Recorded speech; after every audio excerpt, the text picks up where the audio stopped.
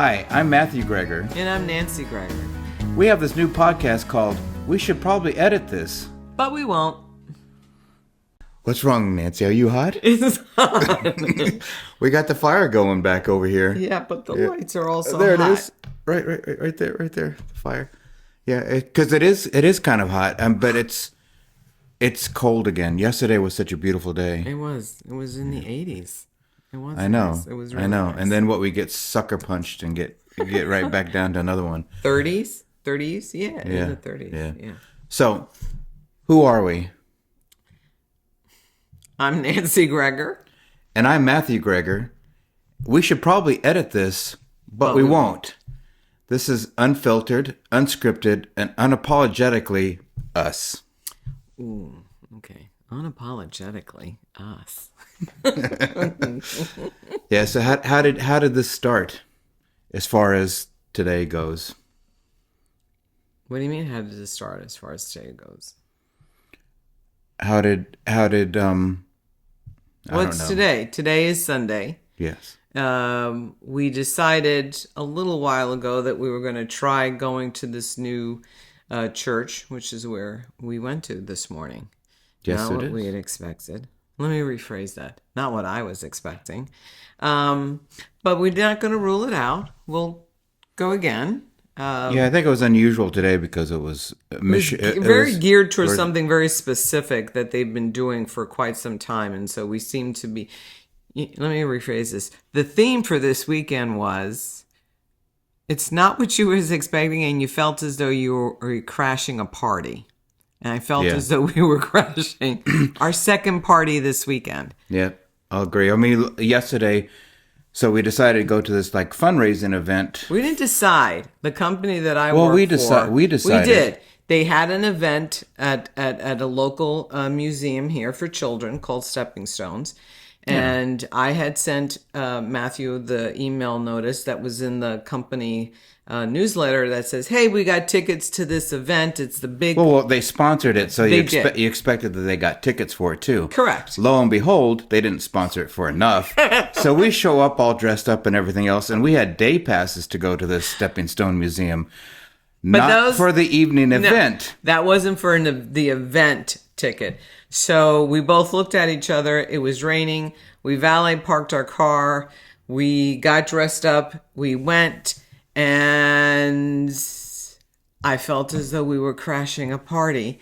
Luckily, I guess we looked presentable enough that they figured out a way to allow us to come in and enjoy the cocktails and things like that, but proceeded to tell us that they may not have seating for us for the dinner portion of the event. So I was like, okay, well. Yeah, at that point, I felt like I don't even know if I want to even be here anymore. I felt like out of place, like I shouldn't have come in the first place. You crashed the party. Yeah, like we crashed the party. We probably would have been better off just picking a name off of the list that says that's who we are. It would have been so much easier. But in any case, we did have a good time. Yeah, we had a good time. They found room for us. We met a few people. Yes. Saw some people that we knew. Yes. And we're just not used to getting out there and socializing enough yet. It's a different kind of socializing. It's called the adult socializing, right? Yeah. When your kids are gone and you don't have kid functions to attend and you're suddenly faced with, okay, well, what are we going to do? Here you go. But it was good. It was good. Don't get me wrong. It was good. But I will be telling the lady who gave us the tickets and coordinated all this at work tomorrow and let her know that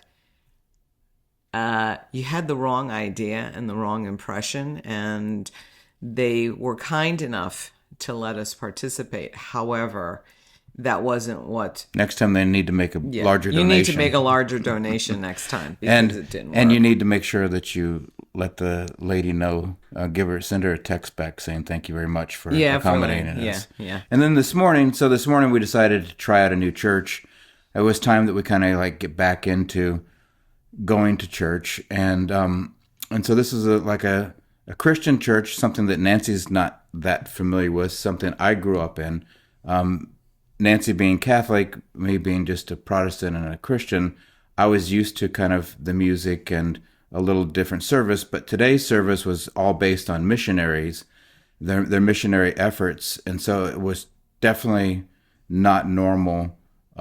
It was good to really learn about how much of outreach is still needed in the world, and you realize how big this world really is when you start thinking about all the different languages that people speak throughout. Yeah, for me, it wasn't so much that. I mean, being raised as a Catholic, you understand there's a lot of mission work going on in the world to spread the word. This was more like where it was located, distance from our house to there. Was it, complicated or easy? What were the feelings of the people? Because churches in general are based on the community. And if you feel comfortable within that community, you're more likely to go. Mm-hmm. If you're not comfortable in that community, you won't go.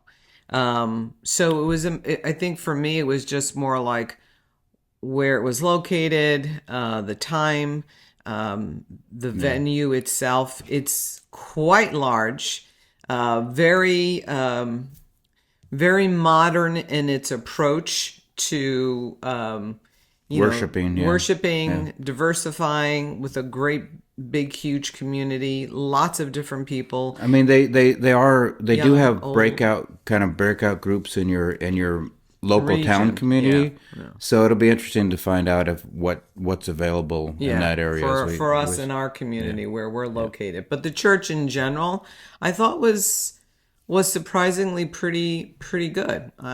So hence why we'll give it another shot. We'll go again, just to see what that's about. And we're going away next week, so when we come back, it'll be in Easter. Yeah. So it'll be interesting to see what that event is. But so today's topic is really about being married, and is marriage really 50-50? I think we talked about that when we were having breakfast this morning. Can a marriage be based on a 50-50? And we've been married 30... Well, this is going to be 37 years. 37 years. Right? 19... Yeah. This is our 37th year. 37th year. So the question really came up, our marriage is really 50-50. And we started talking about it, and I said, sometimes they can be 50-50, but most of the time, it's not. And I think it's a fallacy if you go into a marriage thinking it's a 50-50 idea with what you're willing to share. There are things that you're going to find you're really good at. There are things that he is going to be really good at, and you're going to have to stay in those lanes. In those particular instances, you won't be 50-50. And if you try to make it so, and you really put on that whole idea that you have to share everything 50-50, and there's lots of things, for example, like chores and doing things around the house. Yeah. I wonder what my favorite chore is. That would be cleaning in general. Yeah. I don't mind keeping things organized, but I don't know. There's something about cleaning the bathrooms and doing that. I get it. It's something I need to do and I need to help out with, but I don't always do it. But on the flip side, I don't like taking out the garbage. And if I do it, but I don't like doing it. There are certain things I just would prefer not to really have to do at all. I think in the beginning of our marriage, it was like you hold grudges or you get pissed off, really, because the other person's not helping out like you think they should. And throughout time, you realize what each of you are really good at doing. And if you can learn to really appreciate what the other person does and just thank them for that, it can go a long way. And then you can find the thing that you are willing to do, and hopefully that's enough. Because I do think that there are things that we all have to do, especially in a marriage and in a family and having a home and everything. And it's important that we don't just sit around and do nothing. Well, here's the thing. Early on in our marriage, Matthew went to work, and he didn't work 10 minutes away. He could work anywhere between 45 minutes, an hour, sometimes longer, just in commuting back and forth. But we had decided after our first son was born that one of us was going to stay home to raise the children. We didn't decide that right away. We had it. We tried the nanny effort for a little while. We tried the nanny lasted not even 6 months. So no, let's not put too much emphasis on that. But why was that? Well, he was my first child, and there were certain requirements people were going to have to live by. Yeah, that first child. By the time the third one come out, he was just lucky to survive at all. Yeah, he was lucky he made it. But that first one, you're very overprotective. But what I'm getting to the point and saying, because sometimes people just don't let you get to the point. No, sometimes you don't let me speak enough. Anyways, you just want to keep hearing. It was more like I was home, so there were certain things that I was going to control at the home, and if I waited until he came home to help out or do something in the house, we weren't going to get anything done. And that would have been jumped ahead for me going to work and coming back then. Well, I didn't. I more or less said, okay, so that meant that not only did I take care of the inside of the house, but if I had to mow the lawn, I mowed the lawn. I did all the grocery shopping. I managed the house. I managed the children. That was your full-time job. That was my full-time job. Right. And I think that's something we have to recognize. Yes. There that, just because you're not providing income. it's still a relationship.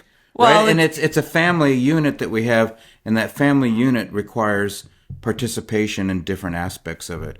And if the person is going to work and making money to provide for the financial part, the other person is running the house. Is taking care of everything else, and whatever that included. So, I mean, in the beginning, that's not a 50-50 type of deal. Again, he was doing the not working. 50-50 for the house. But in general, that part of it was, that's what his function was, that's what my function was, and you just learn to kind of like deal with that. Now, let's jump into where we're at now. When I sit back and I say, okay, the kids are gone. Right. They're grown. They're out of the house, never coming back, knock on wood. Well, we like them to come back and visit. I have a full-time job. He has a full-time job. So now what do you do at the house? Mm-hmm. And what do you do to keep that going?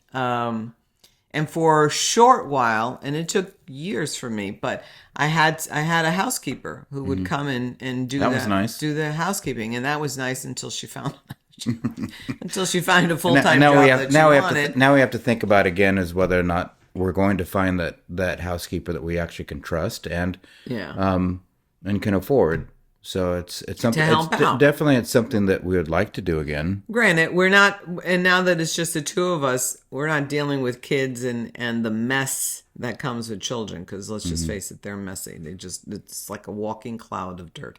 But there's different times in your life for sure that you go through those cycles where you don't even realize the messes that are there. It's just part of it. And then you only until realize they come that back when you go visit them. Yeah, or they come visit us. Oh yeah, when they come visit us, or you then go you visit realize them, and then you're like, ooh, okay, now I remember what having 8 loads of laundry really, felt like.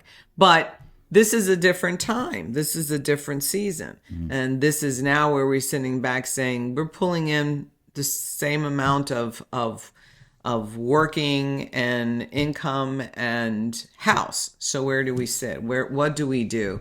And I think what's important to understand is there will be moments where I'm going to say to you, no, I'm not cooking. I could scramble an egg and I'd be happy. But if you want something that's more of a 3-course meal, then you're going to have to jump in and do it. We never have 3-course meals. I might have more than one thing on the plate. Yeah. I like to have a vegetable and maybe a grain or something. The requirements are extreme. If you see the man build a sandwich, there's a difference in his sandwich making and mine. I could be done in 5 minutes. He's still at it for 15. Yeah, because I'm cutting the pickle and the tomato and getting everything, and the avocado, getting everything right. And it's got to be assembled a certain way, too. I'm more about efficiency. Let's kick this out. But it's I mean, if you don't feel Here's- like if you here's don't the feel best like thing. cooking, hold on. If you don't feel like cooking, that's okay. You know, I'll cook, or we'll go get something to eat. There you go. Right. Right. But if I cook, you have to accept the way that I cook. I though. agree, and Sometimes that's, you don't. sometimes that's a challenge. I'm not going to lie. I can sit back and say, "What are you doing, and why are you doing it that way? That's not the right way you're supposed to do it." And then I'll get an ugly face, and then I'll realize, oh, you know what? You're right. This is all on you. Call me when it's done. I'm good. I'm going to leave the room. You may or may not like it when it's done, but it's it's I'll okay. either eat it or not. Yeah, it's okay because as you settle into a relationship after This would be several no years, different than him cleaning. I could see how he would clean, and for him to do one thing could take. yeah, but when I do, it's thorough. Okay. Everything's thorough. That would mean that when I go to do something, I do it faster, so I'm not as thorough. No, I'm the one that'll go up there and get the dust that's not reachable sometimes, or I'll do the extra. I'll get on my hands and knees in the bathroom and go around the floor. You'll take the mop and go through it. Okay, but so once again, I'm not saying that you're doing a worse job than I am. that's what it sounds like to No, me. no, That I'm sounds just saying- like I'll go the extra mile. No, while I'm you're just- just about quickie facial surface stuff. No, sometimes, sometimes, but sometimes I'll do the extra things that you don't like doing, whether it be the windows or something like that. Yeah, the windows Like, gotta get clean. like I don't mind if I'm going to go do the thorough cleaning. I don't mind doing that. I don't mind getting into the parts that you don't like to do all the time. When that comes Yeah, up. when that comes up. When that comes up. It's it not all doesn't- the time. No, it it's isn't. when that comes up. It's when it comes up.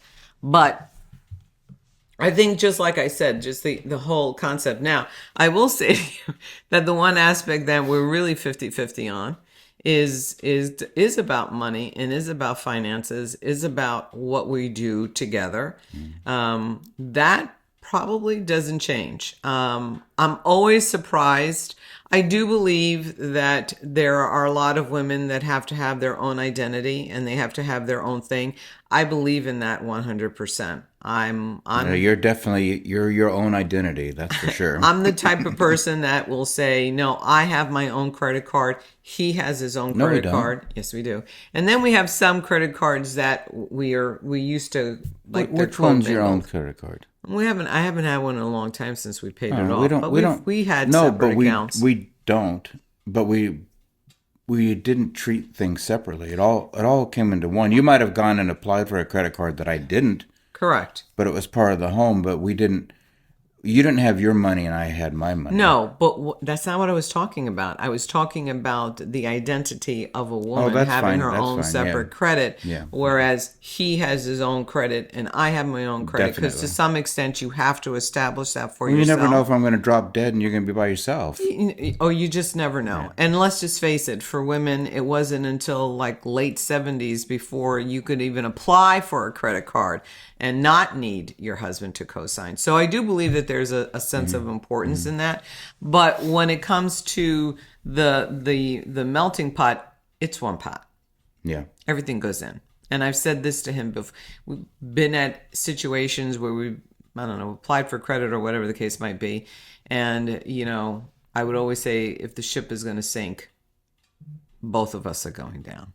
It's not one or the other.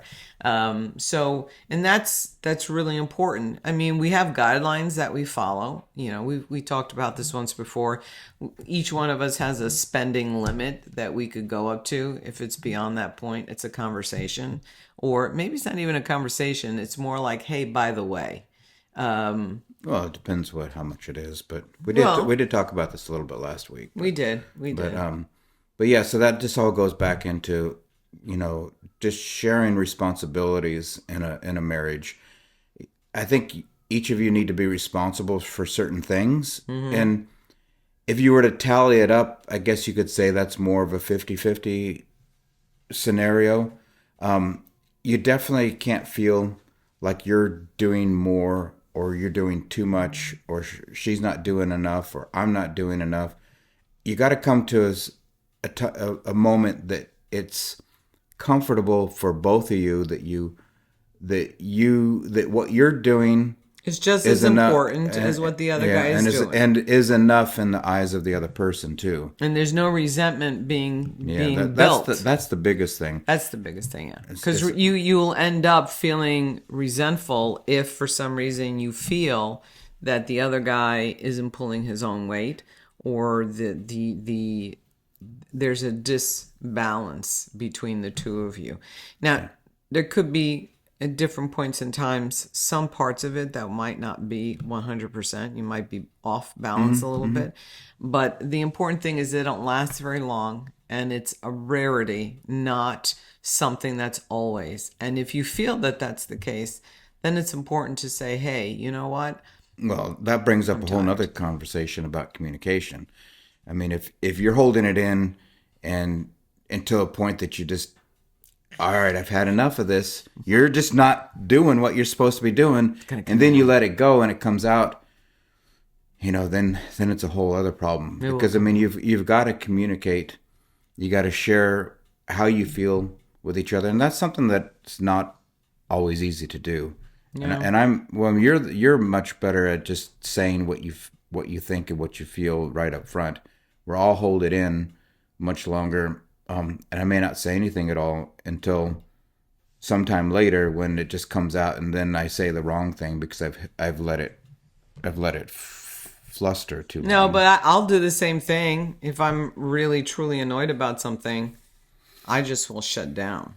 Yeah, you won't hear me say a peep, and then that's when he sits back and says, "Oh, wait a minute, we're not moving along." Mm-hmm. The situation got to the point where I'm like, okay, I'm not going to say anything, and I don't. And then all of a sudden you feel the tension between the two of you. You feel that tension.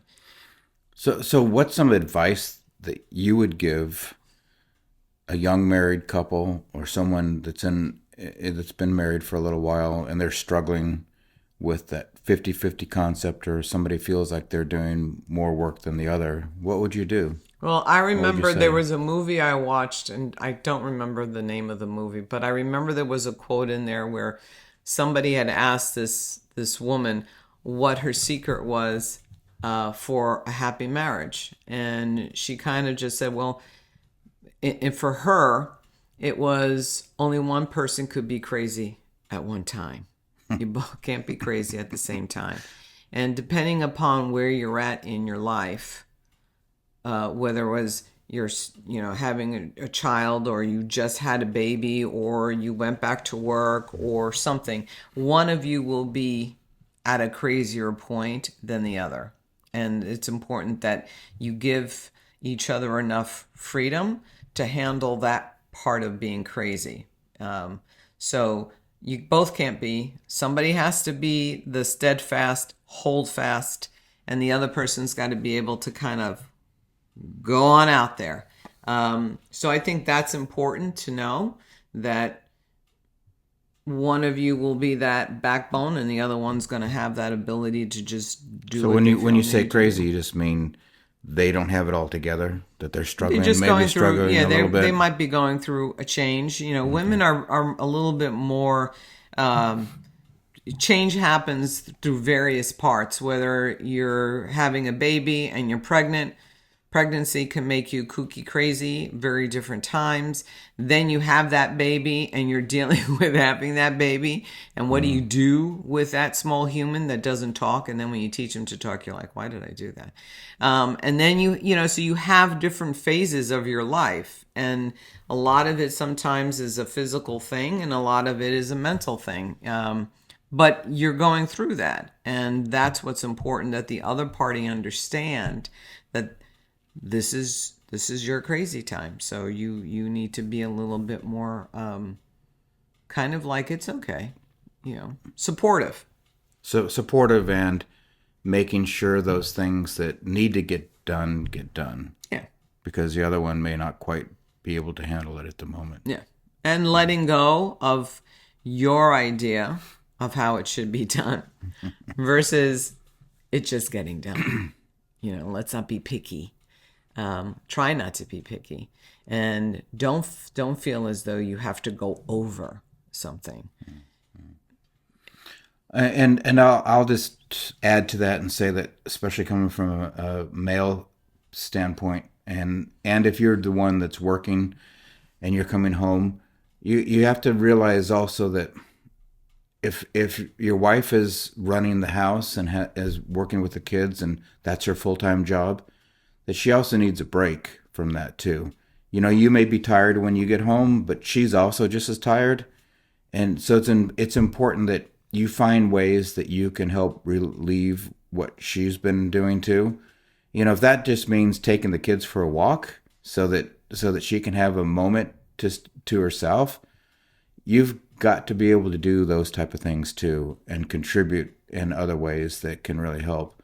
You know, take them outside and play. They're waiting for dad to come home to have fun too. So, you know, and that's a big relief for mom, just to get the kids out of the house and go do something with dad, knowing that she's not responsible for where they are and what they're doing, that can be time for dad to do. Mm-hmm.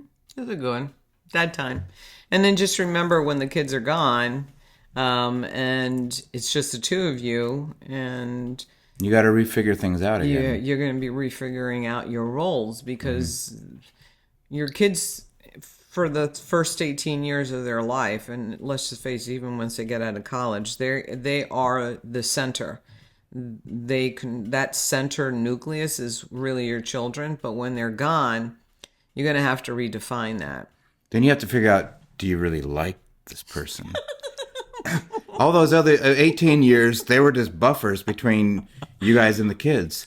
You know, and it's important to, I think, to be good friends. And I think we are. I think we are. We're good friends. You know, we're good friends, like good friends get together and they do things together, but then they're friends that you go do your thing and I'll go do my thing type of deal. And we don't have that very often, that we do my thing and you do your thing. Well, when you had the boat, you'd go boating and I'd be like, bye. Yeah, but we have those things that we enjoy doing that the other person doesn't.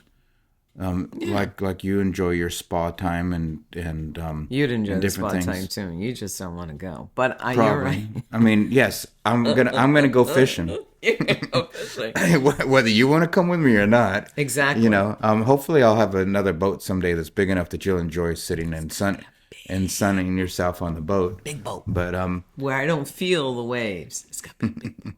But yeah, I mean that's what's important, right? I mean, you just find things that you do in common.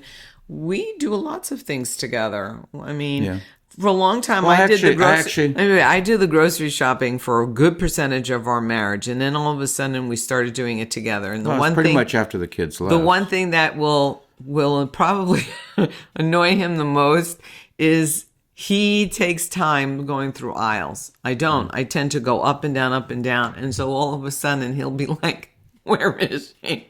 Yeah, because I'll realize I really wanted this thing, but I stood there for a few minutes to read the ingredients or what it was, or I go down and I spend extra time in the meat aisle looking to see what's on sale or what looks good that time. And then I have my hands full of things, and I can't find her anywhere. Where'd you go? And then we were just on that one aisle, but she took another turn instead of the logical turn that I thought she would go. No, I went the opposite way. She went the opposite way. And if he has a hand free, he'll text me. Where are you?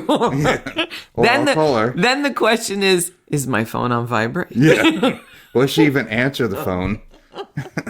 And I mean, the store's not that big. Eventually, we'll find each other. Eventually, we do find each other, and I laugh every single time that I'll have that look on my face, like.